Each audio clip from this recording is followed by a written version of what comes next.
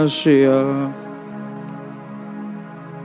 Yeshua Mashiach. Yeshua.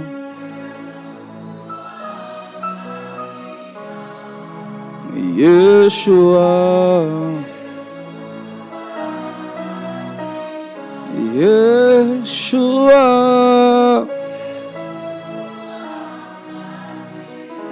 Yeshua. Yeshua.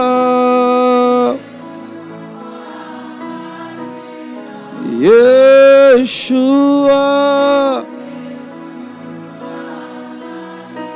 Tu es la lumière. Tu es la lumière qui donne la vie. Tu es.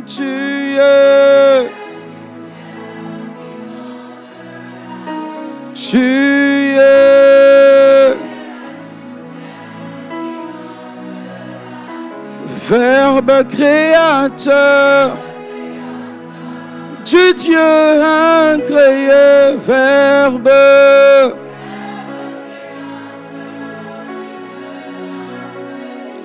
Yeshua.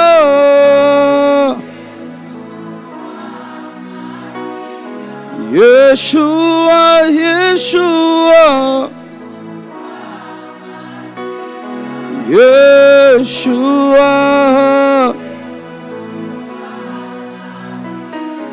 Yeshua.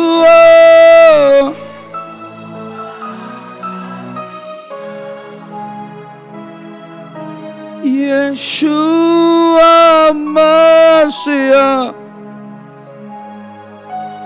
Yeshua Mashiach. Yeshua Mashiach. Yeshua Mashiach. Yeshua Mashiach.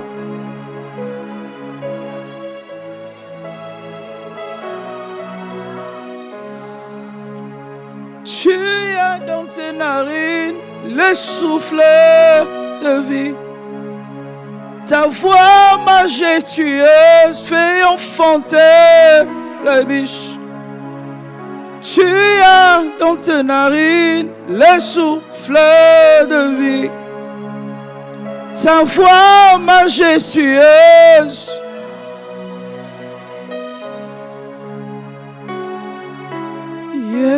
Yeshua.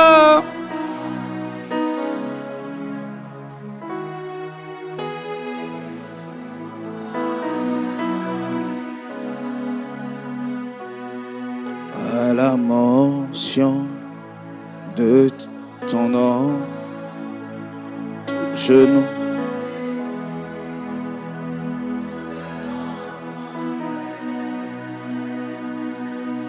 À la mention de ton nom,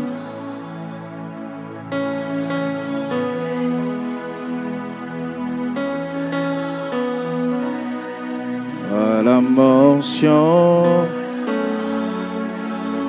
de ton nom, la maladie fléchit. À la mention de ton nom, la sorcellerie fléchit, les démons fléchissent.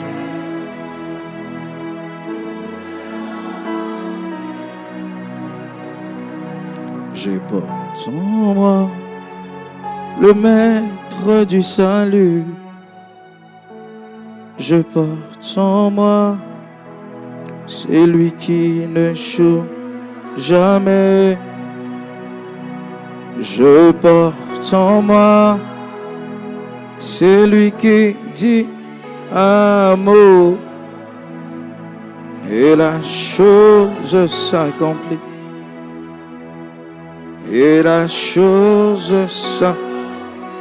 Je porte en moi Je porte en moi le maître du sein. Je porte en moi celui qui n'échoue jamais.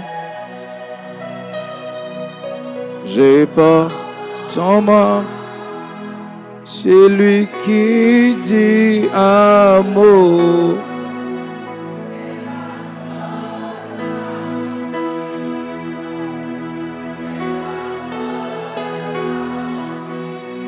Tu es vivant.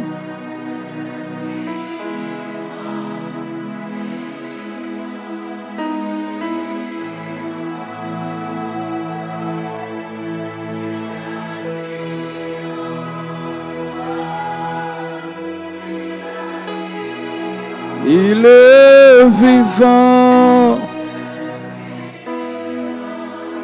vivant, vivant.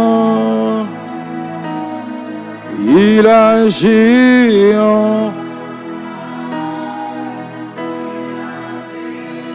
Il est vivant, vivant.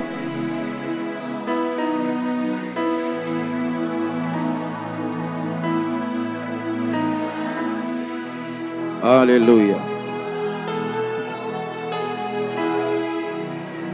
Seigneur, bénis ce jour, bénis ce culte, bénis cette soirée.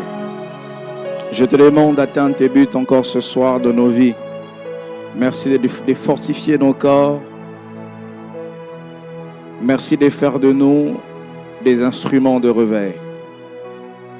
Et qu'on ne soit pas des auditeurs oublieux, mais que la sémence de ta parole en nous fasse de nous des boules de feu, des flammes de feu, qui à notre tour nous iront embraser les autres. Je m'oppose à tout ce qui est contraire à ton esprit dans ce culte. Donne-nous la capacité d'annoncer fidèlement ta pensée et la capacité de comprendre la portée de ce message. Au nom de Jésus-Christ, j'ai ainsi prié. Amen. Nous acclamons le Seigneur Jésus.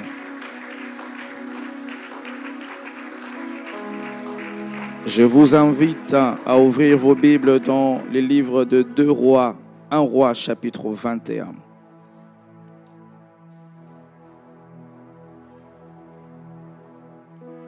Un Roi chapitre 21, le verset 1er jusqu'au verset 13. Le thème de mon message ce soir, c'est le réveil, l'héritage de nos pères. 1 Roi 21. Après ces choses, voici ce qui arriva. Naboth de Jezreel avait une vigne à Jezreel, à côté du palais d'Akab, roi de Samarie. Et Akab parla ainsi à Naboth, cède-moi ta vigne pour que j'en fasse un jardin potager, car elle est tout près de ma maison. Je te donnerai à la place une vigne meilleure, ou si cela te convient, je te paierai la valeur en argent. Mais Naboth répondit à Akab, que l'Éternel me garde de te donner l'héritage de mes pères.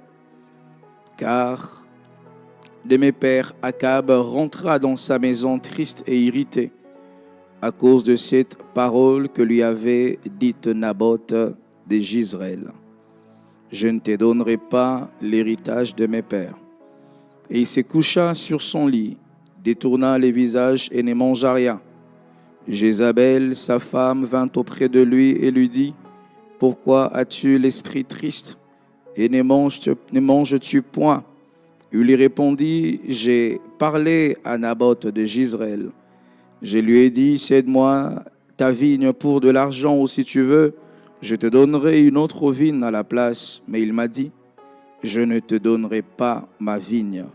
Alors Jézabel, sa femme, lui dit, est-ce bien toi, maintenant qu'exerce la souveraineté en Israël? Lève-toi, prends la nourriture et que ton cœur se réjouisse. Moi, je te donnerai la vigne de Naboth de Jezreel. Elle écrivit au nom d'Akab des lettres qu'elle scella du sceau d'Akab. et qu'elle envoya aux anciens et aux magistrats qui habitaient avec Naboth dans sa ville. Voici ce qu'elle écrivit dans ses lettres. Publiez un jeûne, placez Naboth à la tête du peuple, mettez en face de lui 2 méchants hommes qui déposeront ainsi contre lui. Tu as maudit Dieu et le roi, puis menez-le dehors, lapidez-le, et qu'il meure. Les gens de la ville de Naboth, les anciens et les magistrats qui habitaient dans la ville agirent comme Jézabel le leur avait fait dire, d'après ce qui avait été écrit dans les lettres qu'elle leur avait envoyées. Ils publièrent un jeûne, ils placèrent Naboth à la tête du peuple, et les 2 méchants hommes vinrent se mettre en face de lui. Et ces méchants hommes déposèrent ainsi devant les peuples contre Naboth. Naboth a maudit Dieu et le roi. Puis ils le menèrent hors de la ville, ils le lapidèrent et il mourut. Que Dieu bénisse sa parole. Reprenez vos places, s'il vous plaît. Je vous salue au nom de Jésus. Je vous prie de saluer le frère et la sœur à vos côtés, en les souhaitant un bon culte. Qui a fait, c'est le 40e jour aujourd'hui, le 17e jour. Qui a fait 18 jours, lève la main. Que Dieu te bénisse. Les thèmes de mon message, je vous salue au nom de Jésus. Le thème de mon message ce soir, c'est le réveil, l'héritage de nos pères. Aujourd'hui, je veux parler du réveil comme étant un héritage, comme étant quelque chose que nous recevons des personnes qui ont payé les prix. Et aujourd'hui, nous serons de fils et nous paierons aussi les prix. Demain, nous serons de pères pour que de fils aussi reçoivent cet héritage de réveil. La Bible dit dans Proverbes chapitre 13, le verset 22, « L'homme de bien laisse aux enfants de ses enfants un héritage. » L'homme de bien ne pense pas qu'à ce qu'il a aujourd'hui, ne pense pas qu'à ce qu'il vit aujourd'hui. Mais l'homme de bien pense aux enfants de ses enfants, en cédant, en léguant, en donnant un héritage. Il travaille pour ça, il peine pour ça, il jeûne pour ça. Je voudrais ici vous donner 3 définitions aussi simples que ça de ce que c'est un héritage. L'héritage, c'est dont on hérite de quelqu'un. En synonyme, il y a les biens que nous héritons de quelqu'un. Il y a un legs, il y a un patrimoine, une succession. Il y a des héritiers en ces lieux, ils ont des parcelles familiales. Ils ont des successions et lorsqu'il faut que les tribunaux viennent à trancher et chaque enfant va prendre sa part des successions. Parce que l'héritage, c'est ce dont on hérite, c'est ce dont on reçoit, c'est la chose qui tombe sur nous parce que quelqu'un avait payé un prix et nous entrons dans les résultats de ces souffrances. La deuxième direction, l'héritage, c'est ce qu'on tient de nos parents. Et ça commence un peu à nous rapprocher de notre objectif. Et ici, nous parlerons de synonymes comme atavisme, l'hérédité ou même la tradition. On peut recevoir une tradition comme héritage, un peu comme lorsque nous payons la dot, c'est la tradition. Et nous l'avons reçue de quelqu'un qui l'aurait reçu aussi de Dieu. Et cela nous a été transmis de génération en génération. Et de ces 2 définitions, je vais conclure en donnant cette définition globale. Un héritage, c'est quelque chose de reçu des générations précédentes. Et cette chose que nous avons reçue des générations qui sont venues avant nous, nous apporte quelque chose qui nous permet de vivre paisiblement en bénéficiant des efforts de nos pères. Je répète, un héritage, c'est quelque chose que nous recevons des générations qui ont vécu avant nous.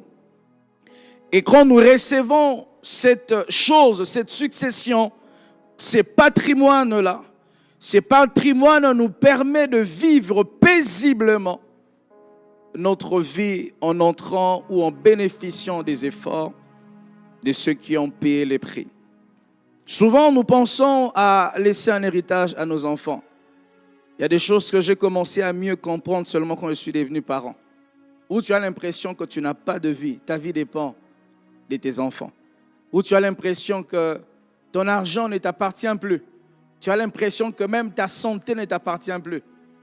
Il m'arrive, je viens de prêcher ou je viens d'atterrir, je ne veux même pas aller à l'église prêcher. Pas parce que je ne veux pas prêcher ou parce que je n'aime pas Dieu, mais je vois que mon corps a parcouru 8000 km, 7 heures de vol, venir encore travailler. Je pense à ces enfants-là qui pourront grandir. Et puis à leurs 10 ans, papa est malade, papa est décédé.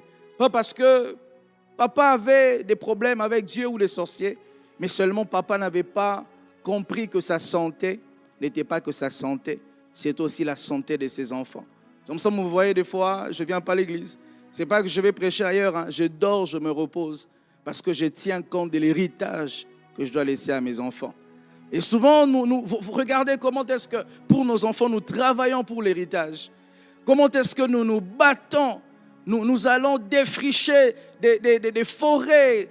On nous apprend quelque part là-bas, une concession a été ouverte parce que la ville va s'étendre. Comment est-ce que nous entrons dans des tontines, mettons de l'argent. Certains même, nous allons dans des banques prendre des crédits. Pas à cause de nous. Parce que nous ne voulons pas ce que nous avons vécu, que nos enfants le vivent aussi. Je ne sais pas pour vous, il arrive que tu te promènes à un endroit, on commence à te relater une histoire, on te dit, tu vois cette concession, c'est pour tel. Tu vois cette concession, c'est pour telle famille. Tu vois cette entreprise, c'est pour telle famille. Tu vois tous ces quartiers, c'est pour telle famille. Moi, quand j'entends ça, je me pose une seule question. Mon papa était où?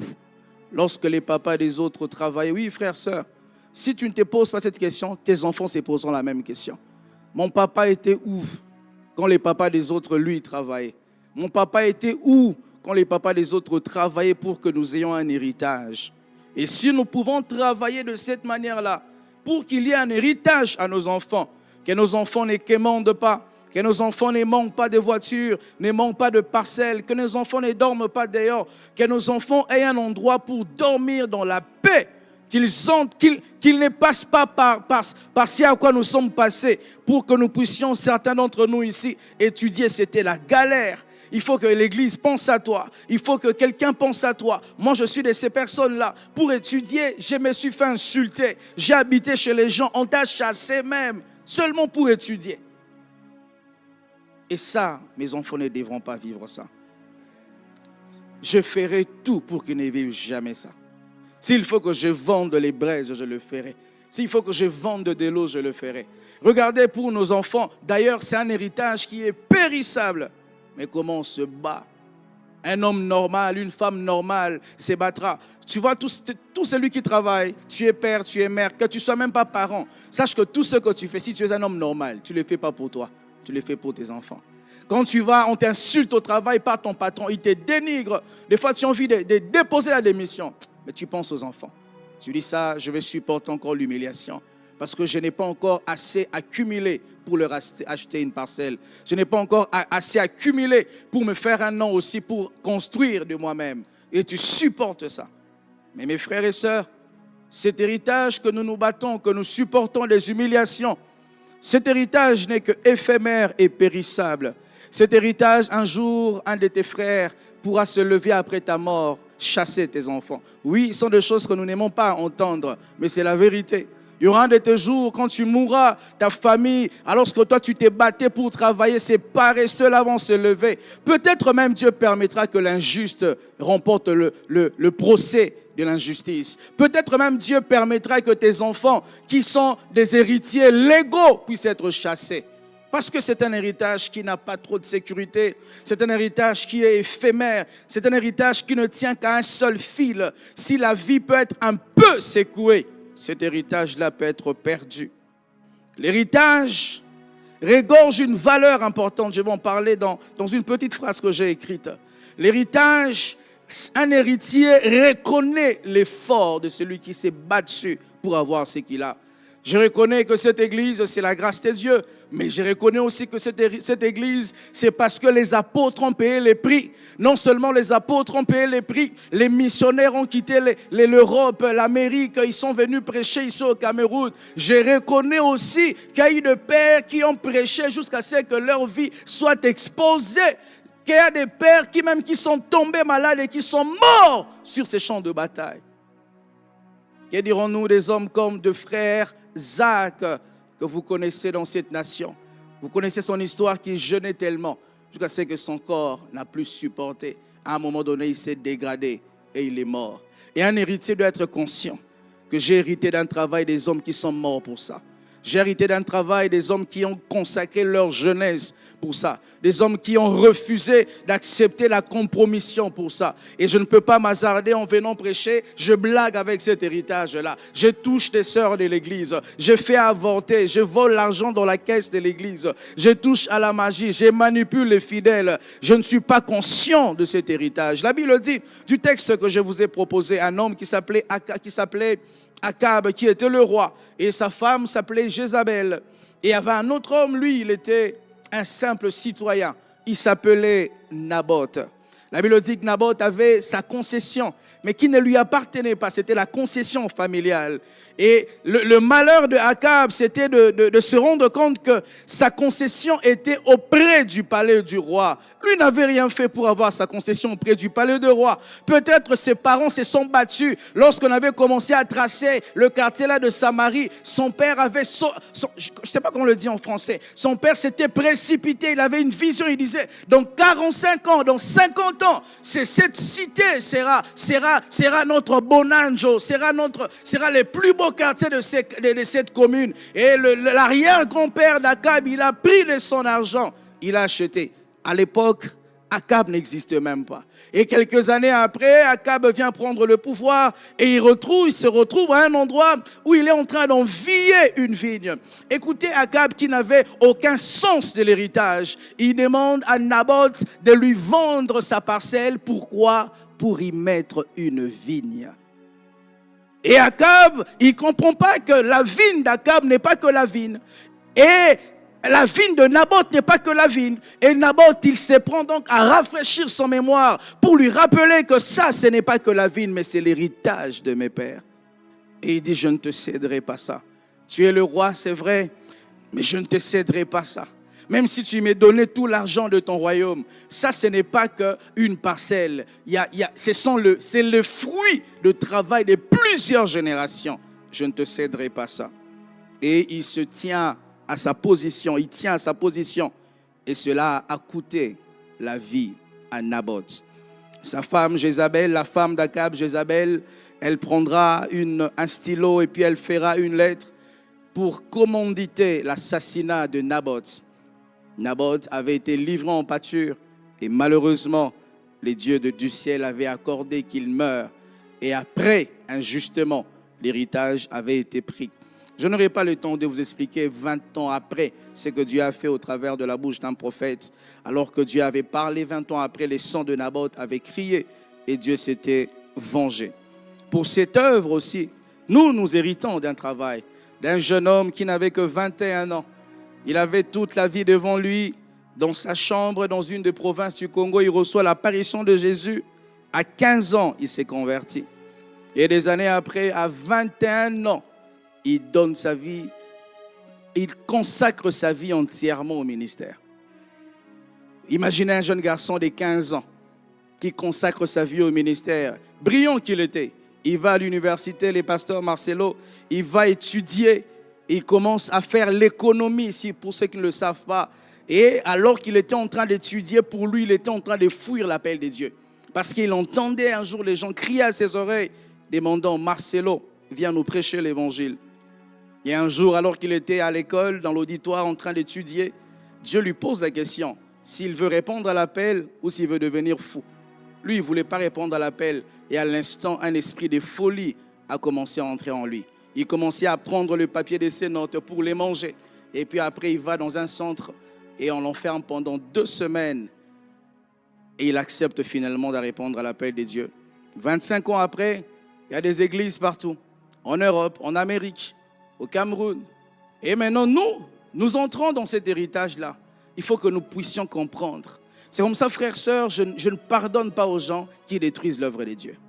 Tu peux toucher à ma vie, toucher à mes finances, peut-être à ma réputation, mais quand tu commences à toucher à l'œuvre de Dieu, tu ne comprends pas, Akab, que ça, c'est l'héritage de nos pères.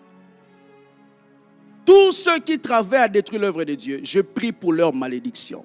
Je prie pour que Dieu le sèche. Mais je prie dans mon secret que Dieu le frappe. Parce qu'il blague avec un travail qui a coûté la vie de quelqu'un. Il aurait pu être aussi ministre, il aurait pu être un homme d'affaires. Moi-même, j'aurais pu être un homme d'affaires. Je suis venu dans cette nation plus jeune qu'aujourd'hui.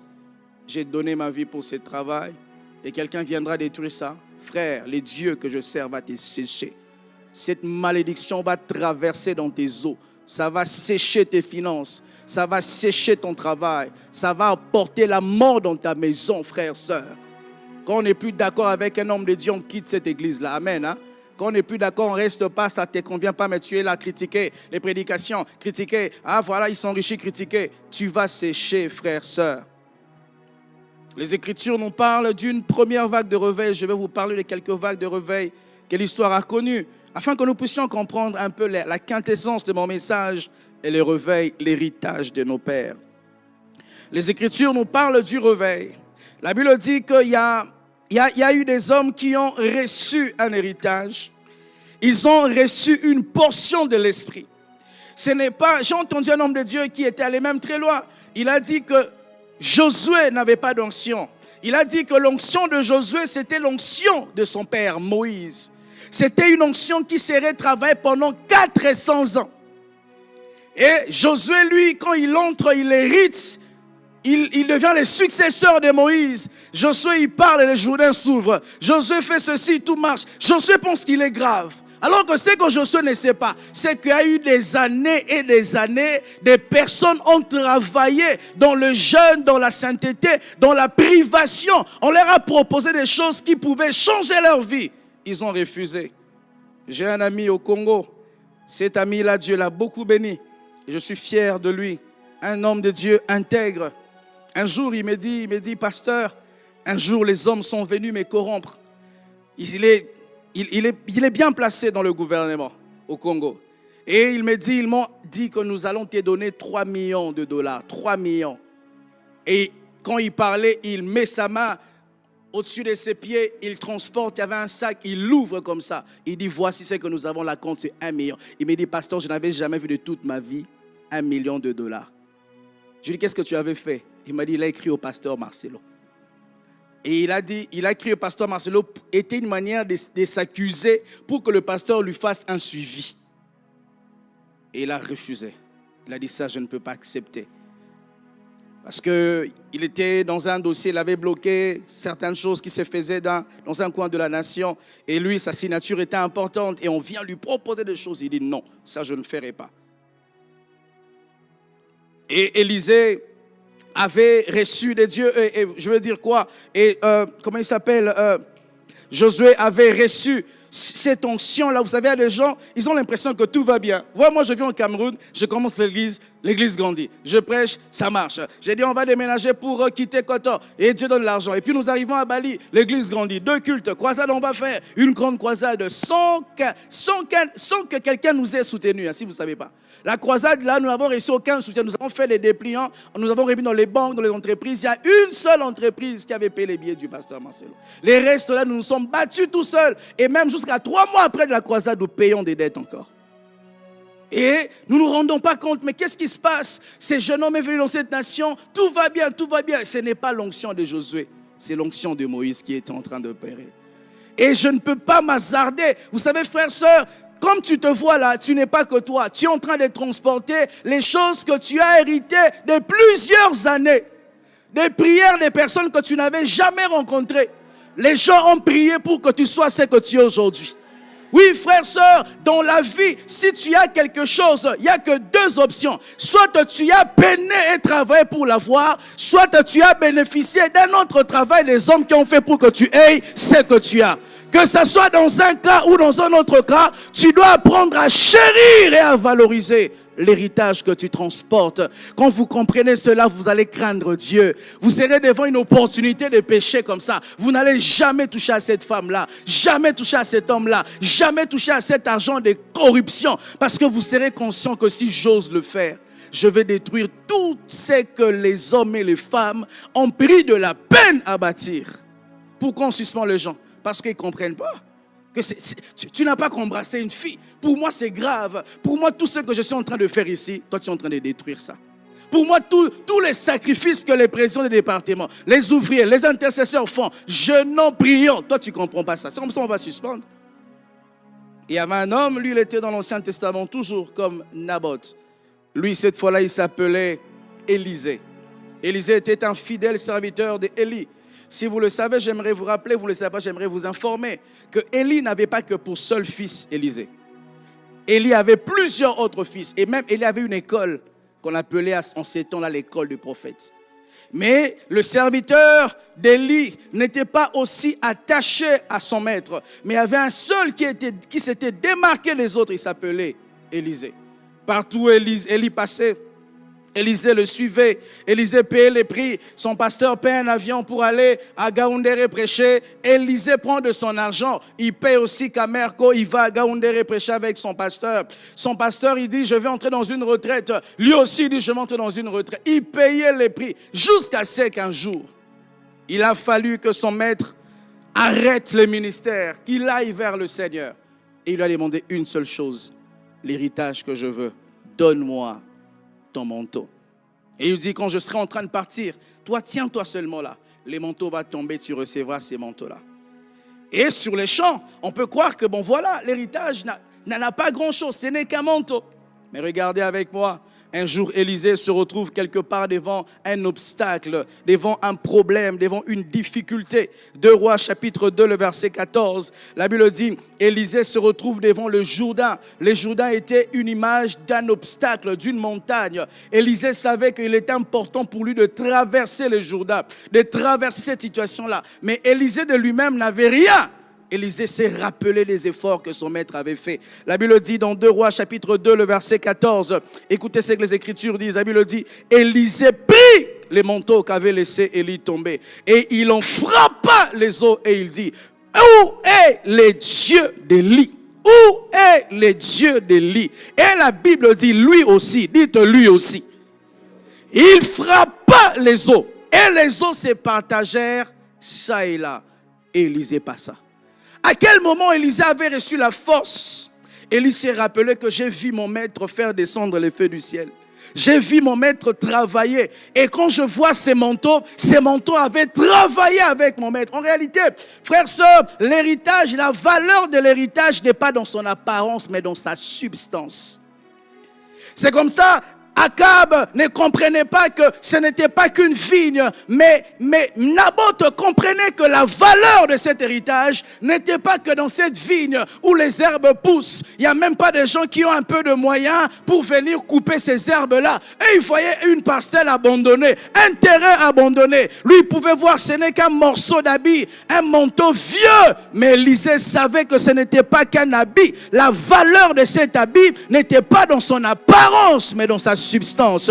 Frère, sœur, la valeur de la grâce de Dieu sur ta vie n'est pas de son apparence, mais de ce que cette grâce-là contient. Je vais le dire dans le mot plus simple. La valeur de la grâce que tu as hérité de ton pasteur, que tu as hérité de ce que les pères de cette nation ont payé comme prix, n'est pas dans ce que tu peux voir, mais dans la vie qui se cache à l'intérieur. L'apôtre Paul, il parle, il dit, nous n'avons peut-être pas de l'argent, mais nous enrichissons plusieurs. Nous n'avons pas peut-être l'apparence de quelqu'un qui peut changer ta vie d'apparence, mais en moi j'ai une substance. Je transporte une onction de 400 ans.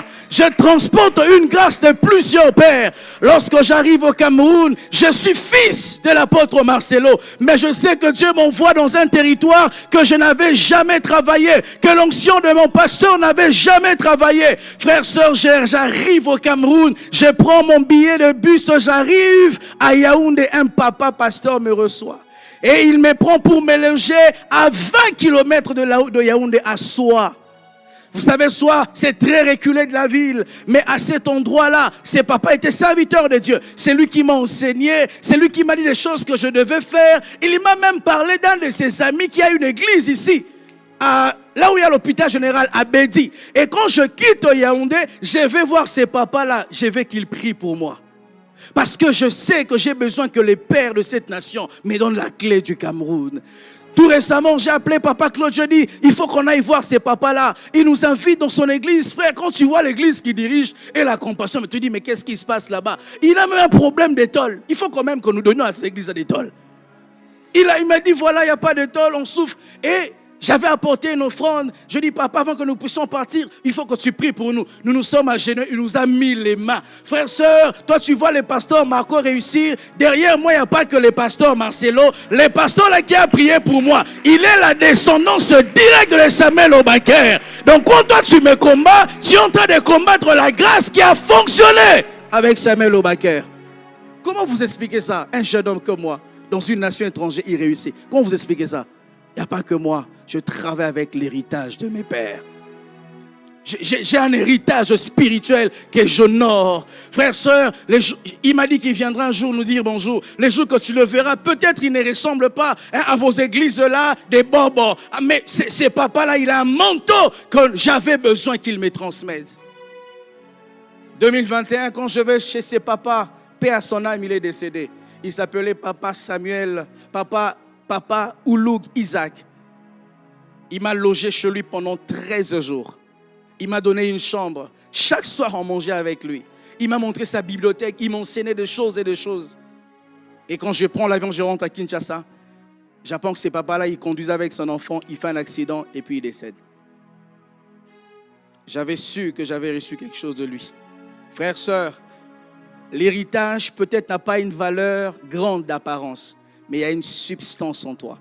Je peux te mettre mes mains. Ce n'est qu'un manteau. Mais derrière ces manteaux, il y a toute une vie. Il y a des esprits de Dieu. J'ai envie de dire, il y a des êtres célestes. Il y a des anges qui suivent ça. Alléluia.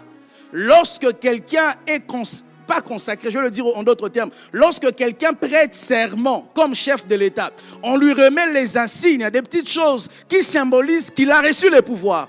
Lorsqu'il reçoit ses rubans, il reçoit la Constitution. Ce n'est pas que la Constitution. Derrière ça, il y a tout un pouvoir qui l'accompagne. Lorsque, frère, je te mets mes mains, ce n'est pas que mes mains. Ce n'est pas que mes mains. Derrière ces mains-là, il y a quelque chose qui va commencer à marcher avec ta vie. C'est comme ça, apprenez à honorer les hommes de Dieu. Apprenez à valoriser l'onction d'un homme de Dieu. Une onction que vous n'honorez pas ne fonctionnera jamais avec votre vie. J'ai des pasteurs que je reçois régulièrement et ils me disent, pasteur, je vais apprendre de toi. Des fois, je leur mets dans des conditions très difficiles. Ils viennent à l'église, je dis même pas au protocole, je dis qu'on les classe comme tout le monde, mais il est pasteur. Je vais essayer de voir, est-ce qu'il va honorer la grâce. Certains viennent, ils partent. Certains viennent, ils partent. J'ai reçu un. Lui, il m'a beaucoup impressionné. Quand je suis allé prêcher à Yaoundé, il m'a dit, pasteur, j'ai un deuil à l'église. Un de mes fidèles est décédé. Mais je vais te suivre, venez jusqu'à Yaoundé. J'ai prêché l'été là-bas. Une onction que vous honorez, elle viendra sur votre vie. Ne suivez pas ces gens qui ne font que critiquer les hommes de Dieu. Ils ne comprennent pas que la valeur d'un héritage n'est pas dans son apparence. C'est dans sa substance. Comment on explique qu'un manteau divise les Jourdains?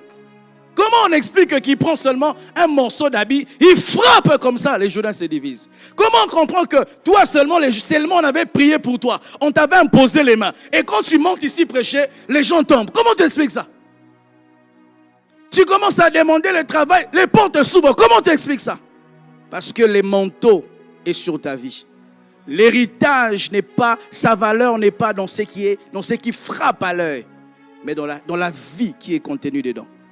Moi, quand je suis arrivé au Cameroun, frère, je savais que j'avais reçu quelque chose. Je savais que mon père avait payé les prix pour que moi, je perce, pour que le chemin soit ouvert. De la même manière que toi, tu as hérité de ton père, de ta mère. Tu vois comment tu n'as pas de soucis de payer les loyers. Il y a aussi spirituellement aussi un héritage. Il y a des gens qui ont des concessions familiales. Ils ne se soucient plus de ce que c'est un loyer. Tu vois, tu dors calmement, tu t'en fous. Et ton père même avait creusé un puits. Ça fait que tu ne sais pas ce que c'est facture des camouates. Parce qu'il y a quelqu'un qui a donné un héritage. Spirituellement aussi, il y a des héritages. Est-ce que je parle à quelqu'un ce soir? Alléluia. Je voudrais ici vous donner une courbe et un petit survol historique d'un certain nombre de vagues de réveil que nous avons connues. La toute première vague de réveil que le monde, l'humanité a connue, c'est le réveil qui s'est passé dans la chambre haute. Le réveil de la Pentecôte. Dites le réveil de la Pentecôte. Lorsque nous prêchons de réveil qu'il nous faut, il est important, frères et sœurs, que nous puissions retourner en arrière pour que nous puissions comprendre que ces choses que nous vivons, ce n'est pas nous qui les avons commencées. Il y a des hommes qui ont payé les prix. La Bible dit Jésus dans Matthieu, dans Actes chapitre 1er, avant qu'il ne puisse s'en aller au Père, il leur a dit, ne vous éloignez pas. Restez à Jérusalem, priez jusqu'à ce que le Père avait promis, que vous puissiez les vivre. Il a dit, oubliez un peu un instant certaines choses. Il y avait des hommes qui étaient peut-être mariés, il y avait des hommes qui avaient des familles, il y avait des hommes qui avaient des entreprises, un peu comme Pierre. Il avait une entreprise de poissonnerie. Peut-être Pierre, en son temps, il était les congèles calmes de son temps. Mais malgré que Pierre avait un personnel, Pierre savait qu'il y a un prix que nous devons payer pour que les années après, que le nom de Jésus soit prêché au Cameroun, que les années après, que le nom de Jésus soit prêché au Sénégal, que les années après, que le nom de Jésus soit prêché au Luxembourg. La Bible dit, ils sont restés là en train de prier. Et la Bible dit, il y avait des hommes et des femmes, ils étaient environ 120 personnes en train de prier. Que c'est que Dieu a promis que ça s'accomplisse, que Joël 2, 28 s'accomplisse, que les choses que Jésus nous a parlé, la Bible dit, en peu de temps vous serez baptisés du Saint-Esprit. Il s'est rappelé de ce que le Maître avait dit et ils étaient en train de payer les prix de la prière, de payer les prix du jeûne. Et lorsqu'on disait qu'ils jeûnent, personne ne mangeait, eux tous jeûnaient. Lorsqu'on disait qu'on prie, eux tous priaient, personne n'était une exception. Et la Bible dit, tout à coup, il eut un bruit, un vent est entré. Et la Bible dit, des langues semblables à des langues de feu se posèrent, j'aime cette précision, sur chaque tête.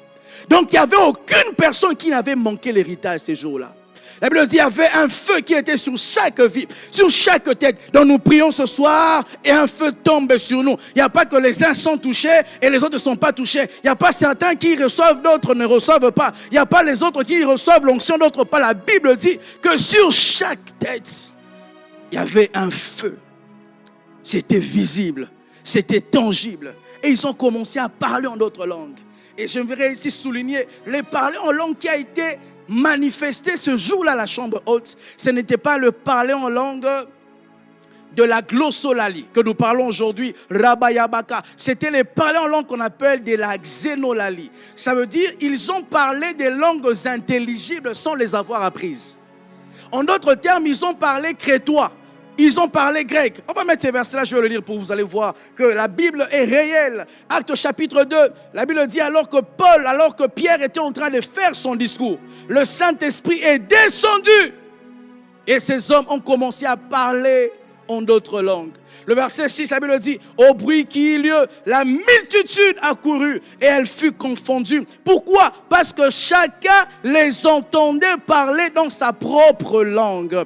Le verset 7, ils étaient tous dans l'étonnement et dans la surprise et ils se disaient les uns aux autres, voici ces gens, ce sont des Galiléens. Je vous ai prêché de ce que c'est un Galiléen. Ce sont des Galiléens. Ils parlent en d'autres langues de cette manière. Comment? Et la Bible dit, et comment dans le verset 8, les entendons nous dans notre propre langue à chacun. Je vous explique tout à l'heure, dans notre langue maternelle. Et il commence à expliquer ces langues maternelles-là. La Bible dit comment on les entend parler à Parthes, à Mède et Lamite, ceux qui habitent dans la Mésopotamie, la Judée, la Cappadoce, les ponts, l'Asie, la Phrygie, la Pamphylie, l'Égypte et les territoires de la Libye voisine de Cyrène, et ceux qui sont venus de Rome, des Juifs et même des prosélytes.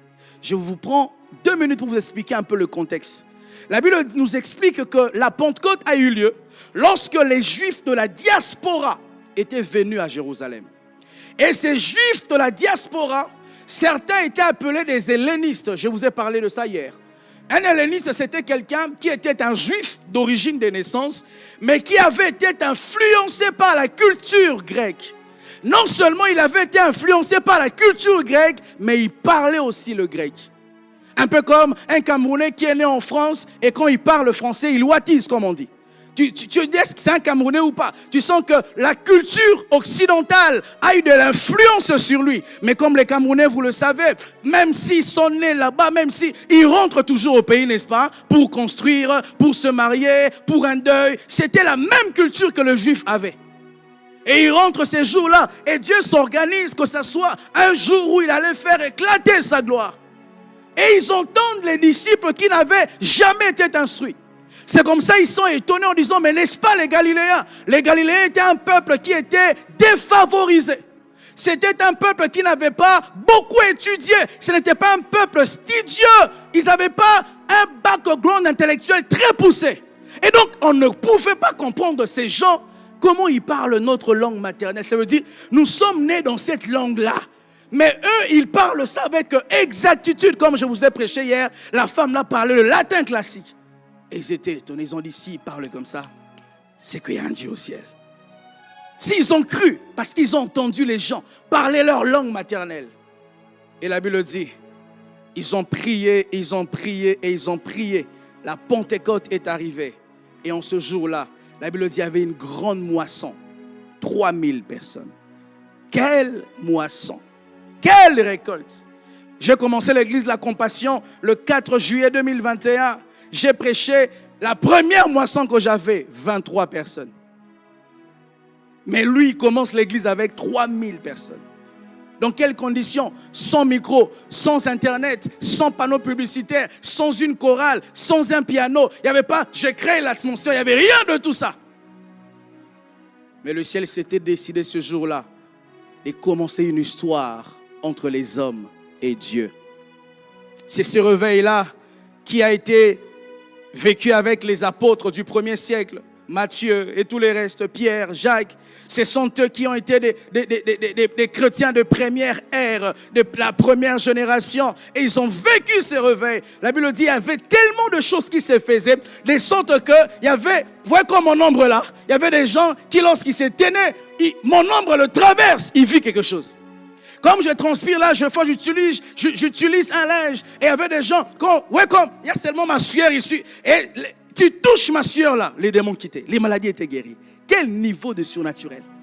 C'était tangible, frères et sœurs. C'était évident. Un jour, je vais prêcher dans une croisade qu'on avait organisée à Kinshasa, à la place commerciale 7e rue. Oh, ce jour-là. Je ne pouvais pas savoir que Dieu pouvait m'utiliser autant. J'ai prêché ce jour-là.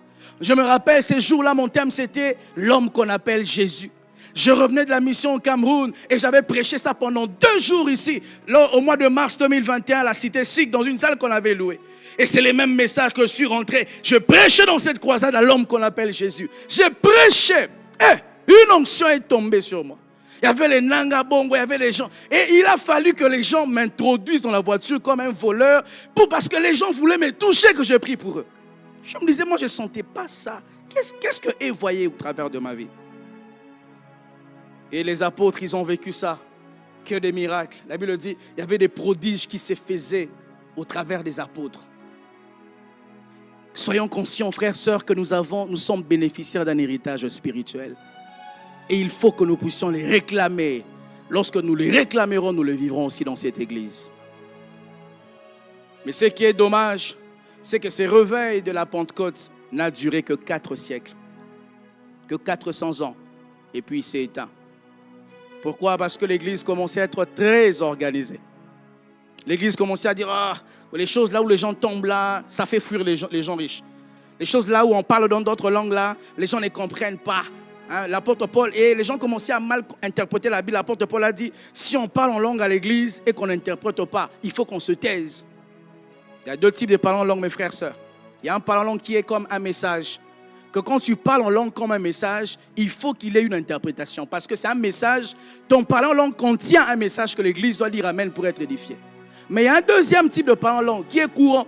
C'est le parler en langue qui n'a pas un message. C'est un parler en langue qui est une prière que toi tu adresses à Dieu. Et ces parler en langue ne doivent pas être interprétés. Et il ne faudrait pas que l'Église, nous commençons à étouffer le Saint-Esprit. Quand tu parles autrement en langue là, il ne viendra pas à l'Église. Frères, sœurs, les parler en langue, c'est nos choses à nous. Ce ne sont pas les choses du monde, ce sont nos choses à nous. Et il ne faut pas que l'influence du monde vienne maintenant étouffer nos choses à nous. Parlez en langue, frères, sœurs. Prions d'autres langues, frères, sœurs. Ceux qui ne comprennent pas, ils comprendront lorsque Dieu va les visiter. Vous ne devez pas cesser de parler en langue parce que quelqu'un se moque de toi. Il dit, tu dis du charabia. Il dit, tu ne comprends même pas ce que tu dis. Oui, je ne comprends pas. Parce que la Bible dit, quand je parle en langue, mon intelligence demeure stérile. Ce sont des mystères que je dis à Dieu. Je ne comprends pas ce que je dis, mais mon esprit comprend ce que je dis. La Bible dit que c'est lui qui prie en d'autres langues. Il prie parfaitement. Lorsque je peux commettre les erreurs de français, des conjugaisons, des accords en français, ça peut me distraire quand je prie. Mais quand je monte en esprit, je commence à parler en d'autres langues. Il n'y a pas d'erreur. La prière, elle est parfaite. Je vibre en d'autres langues. Je demande des choses que même mon intelligence ne pouvait pas me permettre de savoir pour demander. Je peux prier que Dieu sauve les gens en Chypre en priant en d'autres langues. Je peux prier pour que quelqu'un à Bonamoussa dit ne soit pas cambrié en d'autres langues. La Bible dit prier en langue, c'est quand tu pries en langue, le Saint-Esprit qui sonde même les profondeurs de Dieu. Il sait exactement qu'est-ce que Dieu veut pour toi en 2026. Si tu as la grâce de vibrer en d'autres langues, parle en d'autres langues. Si tu as la grâce de parler les nouvelles langues, mon frère, parle en d'autres langues. Lorsque tu parles en langue, ta bouche est plus qu'un AK-47. Ta bouche est plus qu'une mitrailleuse. Ta bouche est plus qu'une bombe. J'aimerais dire à quelqu'un, ne te laisse pas être influencé par les intellos qui refusent de croire les choses que Dieu fait à l'église. Dieu n'a pas donné les parler en langue pour le monde. Il a donné ça à son église. Et les gens, ils vont nous rabaisser, ils vont nous donner un peu de petits mots là, péjoratifs. T'as pas pasto, ma pasto. Et puis toi aussi, ma pasto. Frère, soeur, continue à être ma pasto. Continue à être papa pasto. Un député assume qu'il est député. Un militaire assume qu'il est militaire.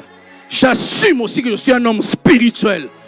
La Bible dit, les vents soufflent, on entend. Personne ne sait d'où il vient et où il part. C'est normal que tu ne me comprennes pas. Parce que la Bible dit, ceux qui sont nés de l'esprit sont comme des vents. Tu vas seulement entendre, mais tu ne vas pas comprendre. Comment tu veux me comprendre alors que je ne me comprends pas moi-même? Je ne comprends pas moi-même comment Dieu me conduit. Comment Dieu fait que j'ai ce que j'ai. Comment Dieu fait que je tienne encore debout. Frère, parlons d'autres langues. C'est le carburant spirituel. Lorsque tu sens que tu ne sais, tu sens que le fardeau est encore là. Mais les mots en français dans ton patois, ça ne vient plus. Élève le niveau. Prie en d'autres langues. Certaines églises, ils ont tué le feu de l'esprit à cause d'une organisation des trop. Une autorité vient à l'église. Les pasteurs maintenant, ils sont l'onction. Ils ne veulent pas libérer l'onction. Parce que les gens vont tomber. Si une autorité va dans un hôpital, il va supporter les cris des enfants. Parce qu'à l'hôpital, il y a des cris. Il y a des pleurs. Ça sent mauvais. Il y a des odeurs de médicaments. Dans une église aussi, on entend des cris. Les gens vomissent. Les gens tombent sous l'onction. Les gens disent, ainsi parle le Seigneur. Les autorités ne nous respectent pas. Parce qu'ils savent que nous faisons un culte à leur atmosphère. Nous faisons un culte à leur bon vouloir. Que Dieu bénisse les gouverneurs de la ville, du littoral. Qu'il bénisse son excellence Samuel. J'ai vu cet homme prier, j'ai vu sa femme prier. Nous avons organisé Croisade Cameroun, réveille-toi. Le pasteur Marcelo fait un appel pour que les gens viennent prier devant. Et quand il finit, le pasteur Marcelo descend. Son excellence le gouverneur vient le saluer. Et les pasteurs se demandent, maman est où? Le gouverneur dit, elle est devant en train de prier. La femme de notre numéro 1 de cette région. Que Dieu nous donne des autorités qui donnent la place à Jésus. pas qui étouffe l'évangile. Et c'est quand certaines religions ont commencé à trop organiser, à faire des prières qui sont payantes, organiser des messes téréquem. On dit que ton frère est mort, il est dans les purgatoires, entre le ciel et la terre. Donc si tu veux, entre le ciel et l'enfer, si tu veux qu'il ait en enfer, il faut que tu donnes des offrandes. Et l'église était devenue très organisée. Quand les cultes commencent à 8h00, ça doit finir à 9h45, pas plus, pas moins. Il arrive quelquefois, vous avez votre culte très bien. C'est seulement lors des offrandes que Dieu veut commencer son culte à lui. Et les hommes organisés vont dire, pasteur, j'ai un train, j'ai un bus, j'ai ceci. Et ça fait que les hommes, quand Dieu lui descend, Dieu ne trouve personne parce que les hommes s'en vont. Il y a un temps des hommes, il y a un temps des dieux. Si je peux faire ces cultes, ça c'est encore mon culte. Mais Dieu peut vouloir que son culte commence seulement lors des offrandes. Il y a de culte ici qu'on n'a pas fait des offrandes, non? Parce que si on était très organisé, c'est l'argent que je veux parce qu'il y a les bâtiments annexes qui doivent être finis. C'est l'argent que je veux parce qu'il y a encore une colonne de clim qui n'a pas encore acheté. Nous allons rater l'œuvre de Dieu. Cette église, elle est ce qu'elle est parce que nous n'étouffons pas l'action de l'esprit. J'ai prêché comme ça à Koto, jusqu'à ce qu'on m'a porté plainte à la police parce qu'ils entendaient les gens crier le soir. Ils disaient que je faisais l'exorcisme. Et ce réveil s'est éteint après 4 siècles seulement. Et au bout d'un certain temps, je vous ai dit que le réveil vient lorsque sur la terre il y a des hommes qui prient et au ciel Dieu répond. De 1727 à 1780, il y a eu un réveil qui s'est abattu en Amérique et en Europe. Et ces réveils-là avaient comme de visage phare George Whitefield, John Wesley que vous connaissez. Et ce réveil-là a duré pendant 53 ans. 53 ans de feu, 53 ans de Pentecôte, 53 ans de l'Esprit. Et après encore, ces réveils s'est éteint. Et nous nous sommes plongés à 12 années de froideur. Et encore, Dieu a eu pitié.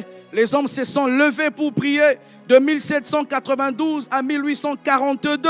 50 ans de réveil. Avec des visages comme William Carey. Et ils ont prêché Dieu. Ils ont manifesté l'Esprit. Et ce réveil-là n'avait duré que 15 ans. Ensuite, il y a eu la froideur qui s'est invitée encore. Et il y a eu une autre vague de réveil qui a soufflé de 1857 à 1859. 2 ans de réveil. Cela s'est passé dans certains coins du monde comme la Grande-Bretagne, comme en Europe, dans certains pays. Et il y avait des visages comme des William Booth que certains connaissent. Il y avait des hommes comme des Dwight Moody que certains peuvent connaître. Il y avait des personnes comme des Phoebe Palmer, des femmes comme des Anne Semple, des personnes comme des Hudson Taylor, lui qui est un missionnaire en Chine. Et ce réveil a duré 41 et ce réveil après 2 ans. Il y a eu 41 ans de froideur. Et encore, il y a eu des hommes qui se sont commémorés de ce que Dieu a fait dans le temps. Il y a eu une autre vague de réveil qui a commencé à 1900 jusqu'à 1930. Et c'était précisément aux États-Unis, à Los Angeles.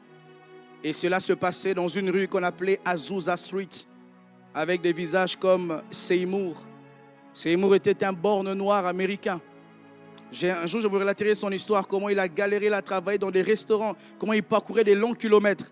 Et cet homme, un jour, il avait une faim des dieux. Il se sent enfermé quelque part. Il priait pendant 3 ans.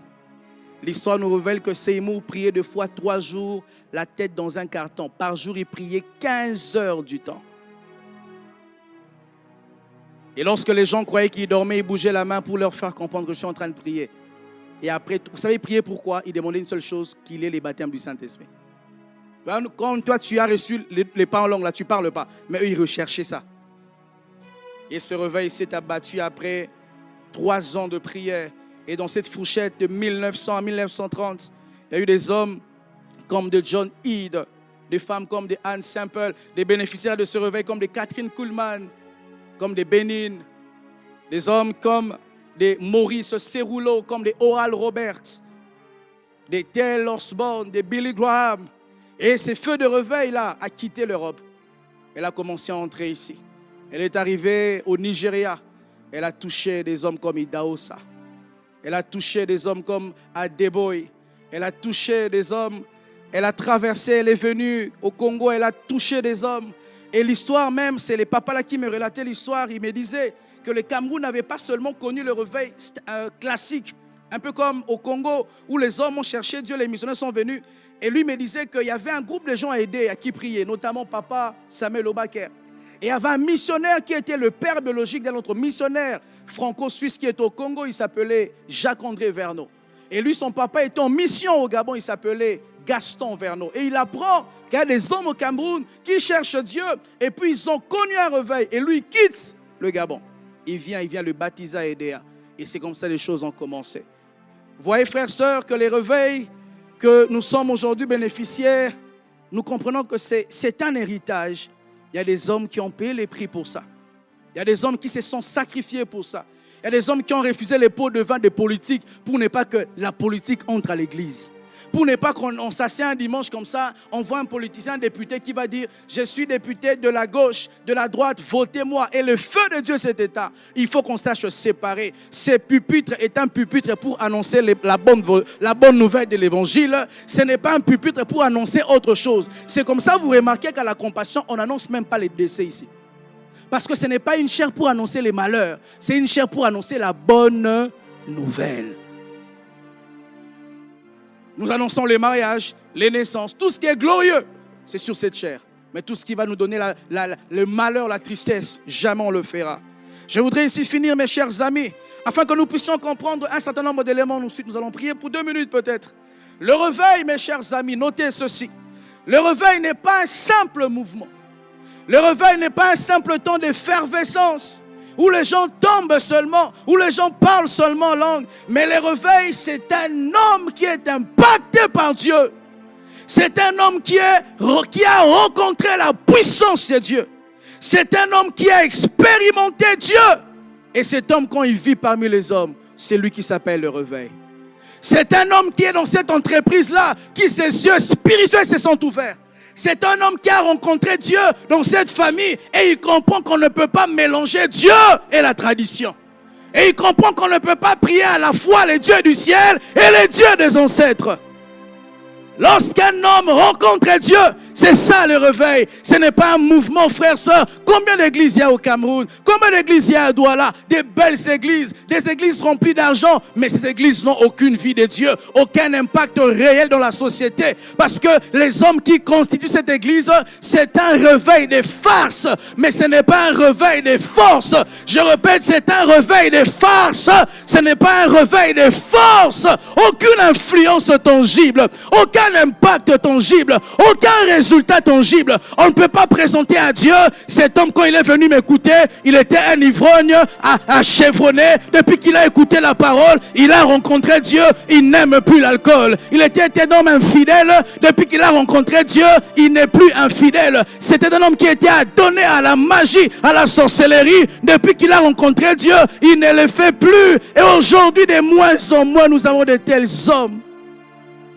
Parce que le réveil, le vrai, ce n'est pas un mouvement. C'est un homme qui est impacté par Dieu. Où Dieu vient frapper, il cogne à la porte de ton cœur. Ou quand seulement tu sens Dieu là, tu ne peux pas résister. Tu ne peux pas rester attaché avec un homme qui ne t'a pas épousé.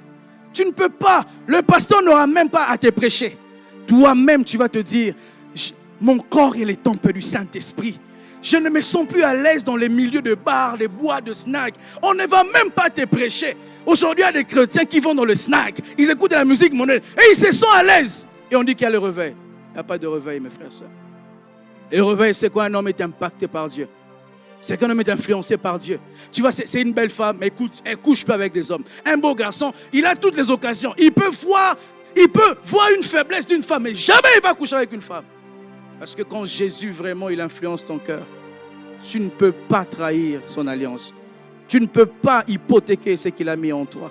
Tu ne peux pas hypothéquer l'alliance que Dieu a conclue avec toi. Parce que le réveil est au-delà d'un simple mouvement, mes frères et sœurs. Le réveil, c'est un homme qui a rencontré Dieu. Le réveil, c'est un homme qui est impacté. Et cet impact, mes frères et sœurs, doit être pérennisé. Je vous ai cité les vagues de réveil, vous vous êtes rendu compte. Je vais prêcher calmement sur ça dimanche, très profondément. Il y a des hommes, ils ont vraiment connu Dieu. Je suis allé un jour en Côte d'Ivoire, l'église, vous connaissez l'église méthodiste? Qui connaît l'église méthodiste? C'est Wesley qui était à la base de ça. Je vais à Abidjan, je rencontre l'église, je suis avec le pasteur Marcelo, et le pasteur de cette église-là, c'était un vieux papa. Il nous expliquait que leur église avait fait 400 ans. 400 ans. Parce que lorsque Dieu impacte un homme, Dieu, son souci, c'est que cet impact que cet homme-là a reçu soit pérennisé. Dieu m'a impacté, il m'envoie dans cette nation. Je suis un humain, je passerai un jour. Je mourrai un jour.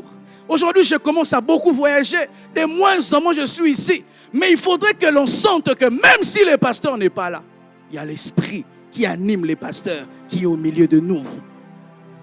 À tous mes fils et à toutes mes filles, si quand je ne suis pas là, on sent que vous montez ici, vous faites la star, vous faites votre ministère ici, sachez que les fidèles ne sont pas bêtes. Ils peuvent faire la différence quand tu prêches pour recevoir les amen des gens, les alléluia des gens, quand tu prêches pour voir les gens venir s'aimer. Ils peuvent faire la différence. Quand ils prêchent pour que tu envoies, il est en train de créer l'atmosphère. Les fidèles ne sont pas dupes, ils ne sont pas bêtes. Et c'est comme ça, il n'y a pas de grâce. Je suis attristé quand je viens à l'église, c'est quand l'église devient pleine. Quand je viens, c'est quand il y a l'onction. Je suis attristé, c'est une forme de chèque. Parce qu'il y a un homme que Dieu a impacté. Mais les autres à ses côtés, je vais en parler dimanche au fondement. Ils sont là, ils sont aux côtés de l'homme de Dieu pour eux-mêmes, pas pour l'homme de Dieu. Ils sont à mes côtés pour qu'il se fasse une crédibilité. Comme lui est le fils du pasteur Marcelo, je me connecte à lui, donc je me connecte à la grâce du pasteur Marcelo. Frères, sœurs, le réveil là va s'arrêter. On va en parler du passé. Il y avait un jeune homme que Dieu avait envoyé. Il avait bâti l'église en 4 ans seulement. Chose qu'on avait rarement vue. Un jeune homme qui construit une église en plein Bonabriso. Mais quand je passerai, est-ce qu'il y aura des gens comme moi? Des intègres comme moi? Je refuse la corruption. Je fuis loin du péché. Où tu as tout. Je disais un jour à un de mes fils, je disais que, frères, sœurs, je ne suis pas parfait, mais je crains Dieu. Je me bats à craindre Dieu. Dans cette nation, on peut commander les péchés comme Yango. Je fais les péchés, personne ne verra. Mais je vis seul. Des fois ici, ma femme n'est pas là. Je sais que ma femme n'est pas là, mais Dieu est là. Même si ma femme était là et qu'il fallait que je pêche, j'ouvrirai la porte pour fragiliser toutes ces vies qui m'écoutent. Et les collaborateurs qui font pire que leur pasteur. Les collaborateurs qui ne payent pas la dîme, qui ne donnent pas les offrandes, qui ne prient pas. On a dit hier, on va faire à eau. Mais le collaborateur hier, il a mangé. Demain, on va faire à sec, lui va manger. Mais quand cet homme partira, qu'est-ce qu'il en sera après? Ça sera le vestige du passé. Mes fils et mes filles, que vous êtes ici, est-ce que vous avez la vie que votre pasteur a? Vous m'avez déjà vu à un seul culte ne pas apporter mon offrande ou ne pas prier. Tu sens que je ne suis pas distrait, je fais mon culte. Qu'il y a des gens distraits devant Dieu. Et vous voulez que le réveil continue? Non. Le réveil n'est pas un mouvement. Le réveil, c'est un homme. Un homme qui est impacté par le ciel. Lorsqu'il est touché, il a rencontré Dieu.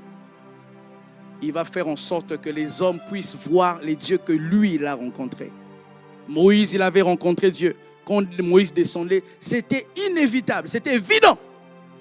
Les gens étaient impactés, ils n'arrivaient pas à regarder Moïse. Moïse était obligé de mettre un voile sur son visage parce que Moïse, il était impacté par Dieu.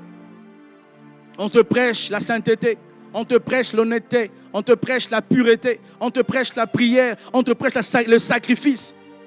Si l'église ne grandit pas d'une certaine manière, parce que il y a des hommes qui n'ont pas la vie de leur pasteur. Frère, sœur, je suis quelqu'un, quand je suis à un endroit, que je prenne une moto, je vais dans une boulangerie, je m'efforcerai à leur dire, je suis pasteur. Je viens du Congo, je suis missionnaire. Non, je suis allé un jour quelque part, qu'on me fasse même les ongles. La femme, là, je lui ai prêché l'évangile. Mais les gens, vous avez honte. Vous avez honte. Qui tu as amené dans cette église? Qui peut dire qu'il est ton produit? À qui tu peux présenter à Dieu, Seigneur, tu m'avais donné 5 talents, voici j'ai multiplié, voici les 10 talents. Qui tu peux présenter, Seigneur, tu m'avais donné 2 talents, voici 2 autres personnes que j'ai ramenées dans cette église. Et le réveil va s'arrêter. On dit la compassion, c'est l'église de jeunes, mais les peu de papas qu'on a, les peu de mamans qu'on a, qui vous avez ramené comme papa de votre carrure? Qui vous avez ramené comme maman de votre carrure? Et quand l'homme de Dieu partira, est-ce que ce réveil va subsister? Quand je prendrai l'avion pour aller en France, est-ce que nous verrons ça à l'église? Les gens ne sont pas dupes. Quand ils voient que vous ne prêchez pas avec le cœur de votre pasteur, ils ne sentent pas qu'il y a un esprit qui les maintient. Ils vont aller chercher une herbe ailleurs. N'oubliez jamais que les brebis sont les brebis du Seigneur. Lorsqu'elles ne sont plus nourries comme il se doit, elles ont une soif de la vérité. Elles vont aller chercher là où la vérité est prêchée dans sa pureté. Vous ne sentez pas que je prêche, vous dites amen. Frère, je n'ai que faire de ça. Ah non, je n'ai que faire de ça. Je prêche pour que tu sois changé, c'est tout. Tu as dit amen, j'ai demandé amen là? Non, je n'ai pas demandé. Tu as dit amen, non? Parce que je ne prêche pas pour les amens. Prêchez la vérité, frères, sœurs. Vous avez l'occasion de monter ici, ne blaguez pas. Prêchez la vérité aux gens. Que ça plaise ou que ça déplaise aux gens. Le plus important, c'est que Dieu te dise, bon et fidèle serviteur. Un jour, je vais prêcher quelque part. Tu prêches. On me donne une offrande à Paris, les 10 €. Je ne prêche pas pour l'argent. Demain, je prêche encore. Un jour, je prêchais ici. Il y avait une onction, vous savez. J'ai dit aux gens, tenez-moi les épaules. Les gens tombaient. Une onction sur moi. Je fais les services d'offrande. L'offrande du prophète, 0. Je ne dis même pas qu'on m'a donné 1000 francs. 0 francs était entre ces jours-là. Demain, j'ai encore prêché. Qui m'a déjà donné dans cette église 2 millions, 5 millions? Pour moi, pas pour l'église. 1 million, pour moi. Si on a peut-être ces deux, une personne. Mais malgré qu'on ne me donne pas, je prêche encore. Je ne suis pas motivé par l'argent. Mais si mes fils, vous êtes motivés par l'argent, par la gloire, frère, sur le réveil qu'on a commencé ici, ça va s'arrêter. Parce que le réveil n'est pas un mouvement. Le réveil n'est pas ces beaux bâtiments climatisés, un peu en excellent. Quand on voit les autres églises, on dit « Ah, nous, on est vraiment aux États-Unis. » Ça, ce n'est pas le réveil. Si vous ne savez pas, les églises aux États-Unis sont en train de fermer. Les églises deviennent, on fait louer les églises, deviennent des restaurants. Parce que le réveil qui était là-bas, les hommes qui prêchaient là-bas, ils n'avaient pas des fils qui avaient leur cœur. Je vais en parler dimanche, frères et sœurs, ne ratez pas ces cultes-là. Le réveil, c'est un homme. Comme ça, la Bible dit dans Isaïe chapitre 6, Dieu cherche un homme. Dieu cherche une femme. Les hommes ne sont pas vrais. Ils viennent à l'église, ils refusent de changer. Comme on dit, ce sont des pécheurs impénitents. Il ne veut pas appliquer le message. Il sait que je dois commencer à prier, il refuse de prier. Il sait qu'il doit lire la Bible, il refuse de lire la Bible. Il sait qu'il doit devenir sérieux avec Dieu, il refuse d'être sérieux avec Dieu. Dieu cherche un homme. L'homme que Dieu cherche, ce n'est pas l'homme de Dieu. L'homme devient l'homme de Dieu quand il répond à l'appel de Dieu. Je répète, l'homme devient l'homme de Dieu quand il répond à l'appel que Dieu lui a fait. Et quand il répond à l'appel, Dieu maintenant vient s'asseoir sur sa vie. Et cet homme n'est plus un homme ordinaire, il devient un homme spectaculaire parce qu'il a fait alliance avec un Dieu extraordinaire. Qui était Pierre? Un pêcheur de poissons. Qui était un Pierre? Un régneur. Mais le régneur a répondu à l'appel de Dieu. L'impact est venu au travers de lui. Il tient un seul discours. 3000 conversions. Pierre n'était pas un homme spectaculaire. Comme toi, tu n'es pas une femme spectaculaire. Jésus n'a que faire de tes études, de ta famille riche, de ta famille pauvre. Il n'a que faire de ça. Il veut seulement que tu répondes à son appel. L'un de mes rêves dans cette nation, ce n'était pas que de bâtir. Les plus grands d'ailleurs, c'est que j'engendre des hommes de Dieu, des femmes de Dieu camerounais. Parce que les Camerounais, vous avez quelque chose que des fois d'autres nations n'ont pas. Vous êtes intelligents. Vous êtes persuasif. Un Camerounais, quand il décide de faire quelque chose, il va arriver à sa fin. Que ce soit dans le bien ou dans le mal. Les Camerounais, quand ils commencent un projet, il arrive jusqu'au bout. Et je me dis, si je prends un peuple comme ça, j'en fais des hommes et des femmes de Dieu, on a gagné cette nation. On a gagné cette nation. Mais les hommes qu'on veut bâtir, il ne veut pas. Il refuse. On lui prêche l'éthique, il ne veut pas. On lui prêche la discipline, il ne veut pas. On lui prêche la sainteté, l'honneur du Père, il ne veut pas. Les gens instables. Il vient à l'église et puis il dit, je ne sens plus, Dieu m'a convaincu. Regarde ces hommes-là, ils ont un de Dieu m'a convaincu. Mais depuis que tu dis Dieu m'a convaincu, je suis ton pasteur. Je sais voir que ton Dieu m'a convaincu là, c'est que tu n'aimes plus ce que tu fais. Mais je sais voir que Dieu bâtira en toi un homme de Dieu en étant dans ce que tu n'aimes pas. Quand tu es dans ce que tu n'aimes pas, Dieu est en train de te donner ce que lui il aime, jusqu'à ce que tu n'aimes plus sera ce que Dieu aime pour toi. Et l'homme de Dieu, la femme de Dieu en toi va être bâti. Les rapports que je reçois. Ah, pasteur, telle personne a quitté l'église. Tel frère a quitté les protocoles. Telle personne a quitté l'intercession. Et vous avez remarqué, j'appelle aucun de vous. Parce que vous ne comprenez pas.